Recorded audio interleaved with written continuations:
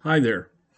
My name is DJ Valdron. This is my attic. I'm a writer. These are my books. And for once today, we're going to talk about writing.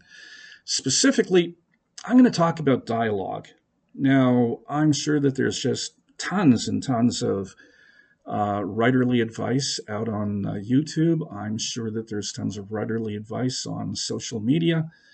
Um, and I'm thinking, does anybody really need to hear my opinion? Well, I've put in a few million words. Maybe something I have to say might be relevant. So I'm just throw it in here. Okay, so what are we talking about today? I think dialogue. And I think I've got an observation or two about dialogue. So bear with me.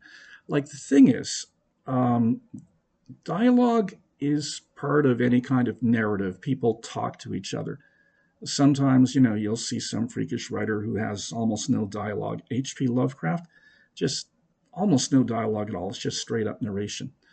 But most passages involve, more than one human being. Most stories and novels, more than one human being. And of necessity, they kind of talk to each other. And dialogue has several purposes. One, of course, is that, when you've got dialogue, the key is you are conveying information to the audience. Your dialogue should be telling the audience what you want them to know about the story. And quite often that's done badly and it leads to horrible giant blocks of exposition. Kind of live with it. But I think there's a way to really approach dialogue, to think about it, to make it interesting, to make it worthwhile. And the thing I think that you have to remember about dialogue, writing good dialogue, writing dialogue that maybe sounds authentic, that people want to read, is that it's not just people speaking. It's not even just giving character to the people that are speaking so that, your little old county southern sheriff is speaking with a drawl and has a mean attitude, and your corporate executive speaks in like business speak. No. Dialogue is an exchange between two people. See, when you're writing dialogue, you're writing a relationship. And when it comes across as really authentic, it's because that relationship is there, even if it's a very transient relationship. That relationship defines not just what they say to each other, because, of course, dialogue is about conveying information. It is about making sure that the audience is hearing what you need them to know about the story. But it's really about how you do it. And so what I think you need to do with your dialogue is build a story into it. Make that dialogue about the relationship between two people.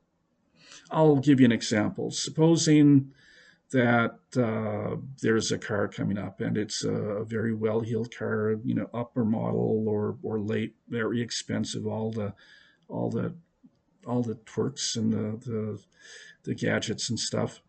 And it pulls into some rundown gas station in the middle of nowhere, just off a dirt road. And the kid comes out, he pumps some gas. He gives the protagonist, who's a young lady on the run, some advice or some information about where, some valued artifact or some people are. She thanks him, gets in her car, and goes off. Now, this is a throwaway scene. It's like, about a minute to read, maybe 10 minutes to write, or maybe more. But here's the thing. There's a relationship there. Okay. There are two people, and they are relating to each other in some way. So the woman who's on the run, she's young, she's sexy. She's got an agenda. She doesn't care about where she is. She cares about where she's going to be. And the young man, or where she is right now, is kind of a distraction to her. She doesn't particularly want to be there. This is not something she's investing in. The young man who pumps the gas is living there. And maybe he is frustrated with living in the middle of nowhere. Maybe he's had a long day. Maybe he's eager. He's got a point of view. So this car pulls in. This beautiful woman comes out, and she talks to him briefly, and he talks to her. And there's a relationship going on. She may not be interested in anything more than bare function, but for him, she's novelty. She's brand new. Maybe he wants to talk to her. Maybe he just wants to look at her because she's beautiful. Maybe she's the only interesting thing that happens that day. Maybe she represents all of the things that he wants to go towards as he's trying to get away or just drowning in the blandness of his life or so forth.